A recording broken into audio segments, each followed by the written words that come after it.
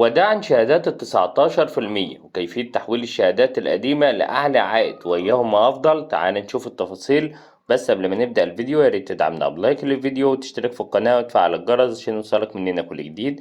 ما تنساش تاخد جولة في القناة فيها كل ما يخص البنوك واستثمار أموالك. أفضل استثمار من أول 1000 جنيه هتلاقي أسفل الفيديو في أول تعليق، وبعد اللايك والاشتراك في القناة تعال بينا نشوف الفيديو الجديد. بعد التغيرات السريعة في السوق المصرفي بالبنوك، أصبح الآن الجميع بيبحث عن أعلى عائد بالبنوك، وذلك للربط عليه وأن يكون الفترة قصيرة وليست طويلة، زي الشهادات ال3 سنوات 19% و22%، وذلك بسبب التخوف من التغيرات السريعة لأسعار الفايدة. وكانت آخر الشهادات التي أصدرت منذ فترة وهي شهادة 19% أو 22% بالبنك الأهلي أو بنك مصر وباقي البنوك، والتي أصدرت بعد شهادة ال25% السنوية التي أصدرت لمدة شهر واحد وتم إيقاف إصدارها، وكان ذلك بسبب بداية نهاية شهادات ال18% التي كانت سوف تنتهي في مارس، والشهادة ال25% أصدرت في شهر يناير، يعني قبلها بشهرين اتنين فقط،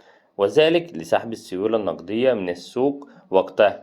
ولذلك بدأ العد التنازلي لشهادات ال25% في يناير القادم، باقي شهرين على انتهاء. هل يبدأ التجهيز الآن لإصدار شهادات استثنائية لسحب السيولة النقدية قبل انتهاء شهادة ال25% في شهر يناير القادم؟ طب السؤال الأهم بقى، أما حاليا إيه أفضل اختيار وإيه اللي بيلجأه جميع العملاء حاليا؟ وهو زون الخزانة التي عند استثمار مبلغ وليكن 100,000 جنيه هحصل على كام في إذن الخزانة لمدة عام ولمدة 9 أشهر ومدة 6 شهور ومدة 3 شهور. الإذن الخزانة لو أنا استثمرته لمدة عام بعد خصم الضريبة هتحصل على تقريبا 20,583 جنيه تقريبا.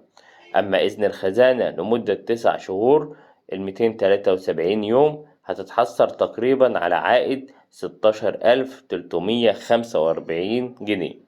أما إذن الخزانة لمدة 6 شهور هتتحصل تقريبا على 11,377 جنيه تقريبا. أما إذن الخزانة لمدة 3 شهور وهو 91 يوم هتتحصل على 5,938 جنيه تقريبا. وحاليا هو أفضل اختيار هو أذون الخزانة، وذلك لسرعة تسيير الأموال مع عائد مرتفع وفترة قصيرة، وده أفضل عائد حاليا.